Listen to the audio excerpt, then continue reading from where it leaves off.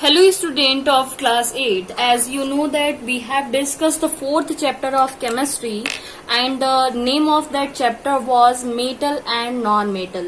Now in this video we will discuss the fifth chapter of chemistry and the name of this chapter is coal and petroleum. The point that are included in these chapters are renewable source of energy, non-renewable source of energy, coal and petroleum, liquefied petroleum gas and natural gas. Dear student, as you know that we need energy for doing work, and you know that every system of this world need energy to do work. देखते हैं इसमें one of the most important need of living organism is energy. Energy in various form is needed by us for our survival. Energy बहुत सारे form में हमारे survival के लिए जरूरी होती है. We fulfil our need by deriving energy from various sources available in nature. हम जो एनर्जी हमें नीड होती है उस एनर्जी को हम नेचर में एग्जिस्ट करने वाले एनर्जी से डिराइव करके उसे यूज करते हैं. Some of the other sources और air, water, coal and petroleum. Source of energy के टू टाइप होते हैं, रिन्यूएबल सोर्स ऑफ एनर्जी और inexhaustible non renewable source of energy और एग्जॉस्टिबल. चलिए इसे सबसे पहले एक पॉइंट से हम डिस्कस कर लेते हैं. जैसा कि आप यहाँ पे देखे हैं, ये है renewable source of energy, inexhaustible जिसे कहते हैं, नॉन रिन्यूएबल जिसे एग्जॉस्टिबल कहते हैं. रिन्यूएबल में देखिए ये इनफाइनाइट है, मतलब बहुत ज्यादा है, और अगर है भी तो इसे बार बार रिन्यू करके मतलब नवीनीकरण करके इसे यूज किया जा सकता है. ये लार्ज क्वांटिटी में है, will not finish in future, और इतनी ज्यादा क्वांटिटी में है कि अगर हम लगातार इसे यूज भी करते रहे तो नियर फ्यूचर में ये खत्म नहीं होने वाला है. ये है solar energy, wind energy, water energy. Exhaustible या non renewable source of energy की अगर हम बात करें, जिसे हम नवीनीकरण नहीं कर सकते हैं, नया नहीं कर सकते हैं, वो कुछ ही समय में एग्जॉस्ट हो जाएगा, मतलब खत्म हो जाएगा. फाइनाइट है, हम कह सकते हैं कि लिमिट है इसका, मतलब कि कुछ सीमित मात्रा में ही है. फिनिश इन फ्यूचर, ये फ्यूचर में खत्म हो जाएगा. जैसे है soil, coal, petroleum and fossils fuel. Specially हमें इस चैप्टर में कोल, पेट्रोलियम, फॉसिल्स फ्यूल के बारे में डिस्कस करना है, जो कि non renewable source of energy का टाइप है. सो आई थिंक आपका यहाँ से पॉइंट क्लियर है. अब हम बुक में देखते हैं कि क्या पॉइंट आपको एक्सप्लेन करने की कोशिश किया जा रहा है.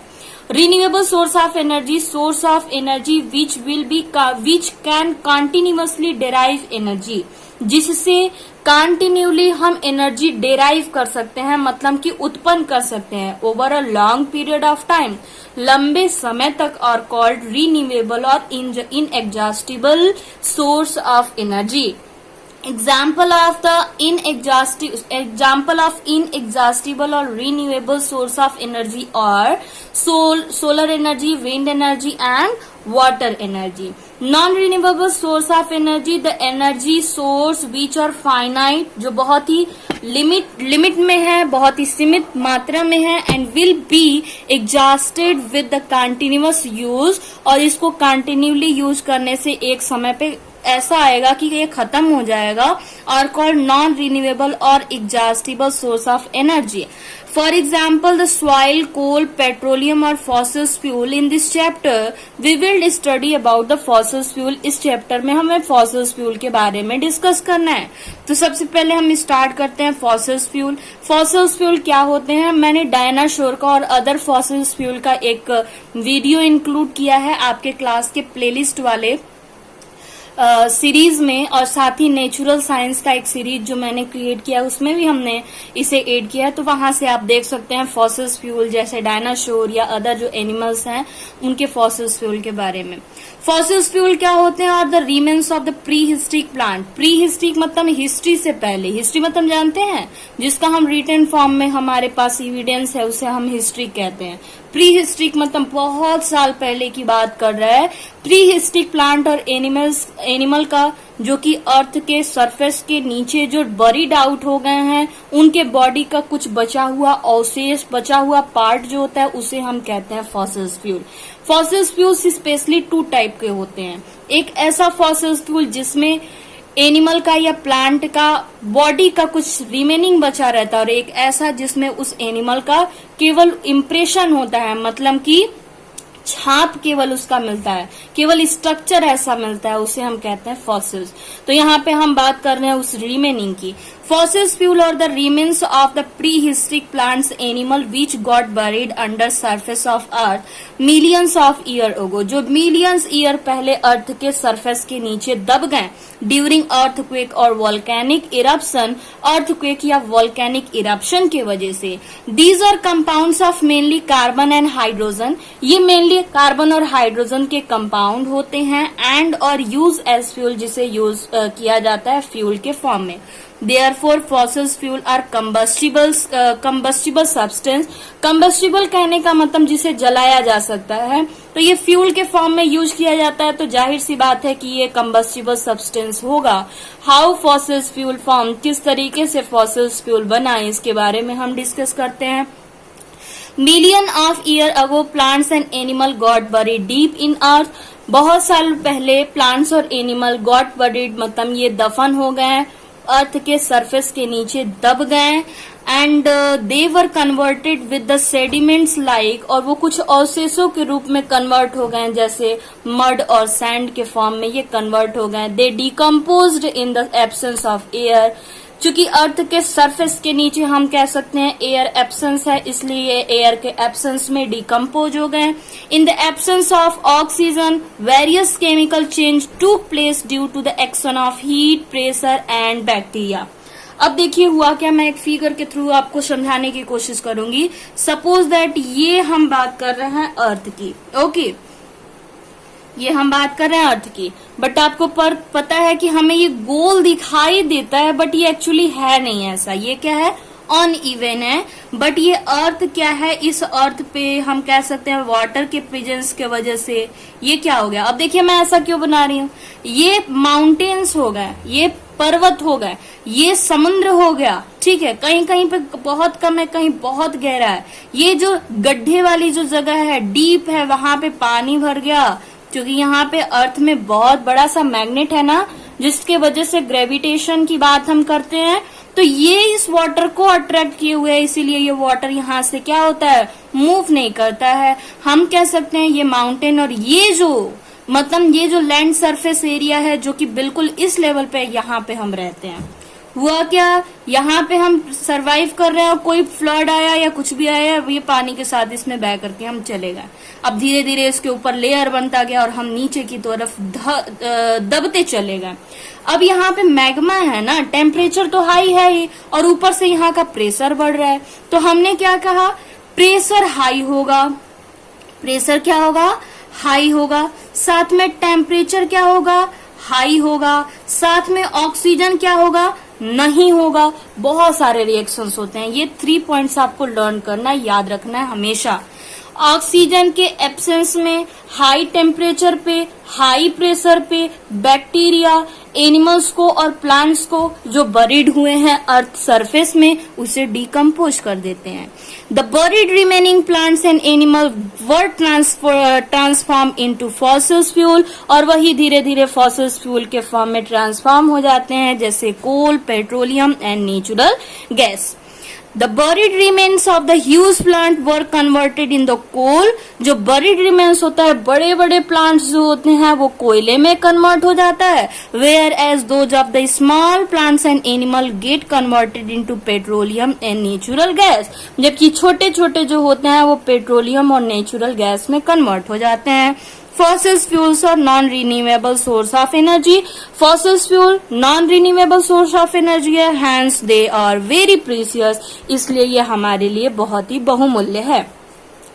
We should not use them at a rate which is faster than the rate at which Earth can create it। क्योंकि हमने आपको बताया कि ये मिलियंस ईयर पहले जो दबे हुए एनिमल्स और प्लांट्स थे उनसे बने हैं, तो आप समझ सकते हैं कि ये कितना स्लो प्रोसेस से पेट्रोलियम बनता है।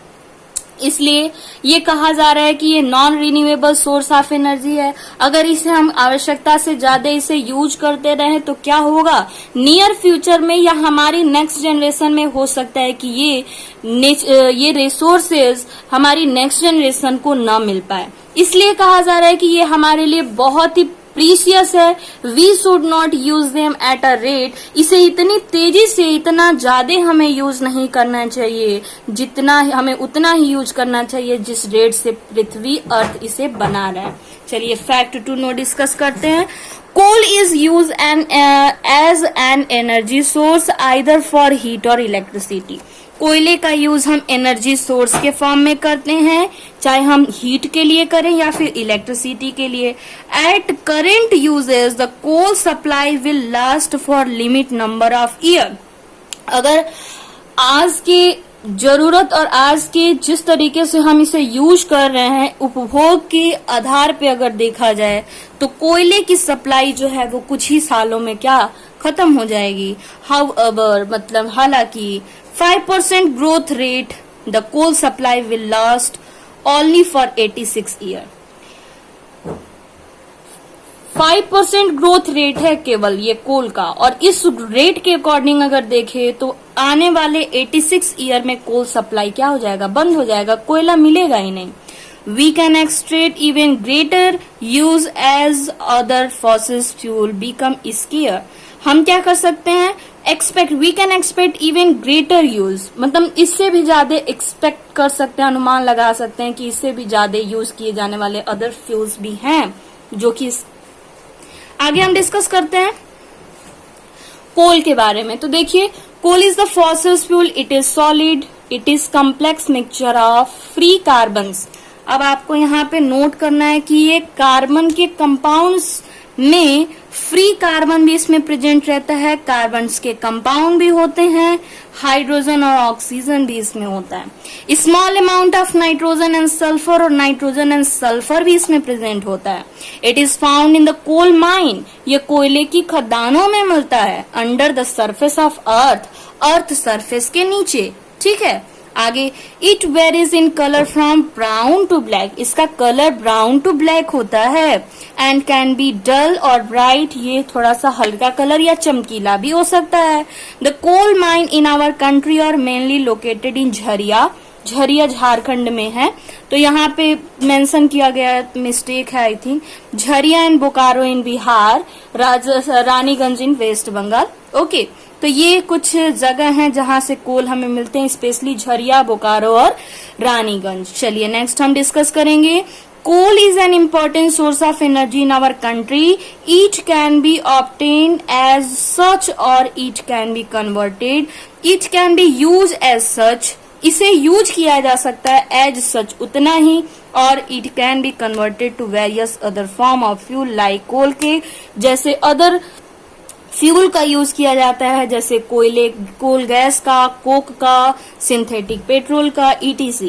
It is also an important source of large number of organic compound, इससे बहुत सारे ऑर्गेनिक कंपाउंड भी हमें ऑब्टेन होते हैं, which are use in manufacture of dye, drugs, synthetic fibre, explosive and synthetic detergent, etc. Okay, so इस video में अभी हम इतना ही डिस्कस करेंगे। इसके नेक्स्ट वीडियो में हम डिस्कस करेंगे how was coal form and type of coal. Thank you.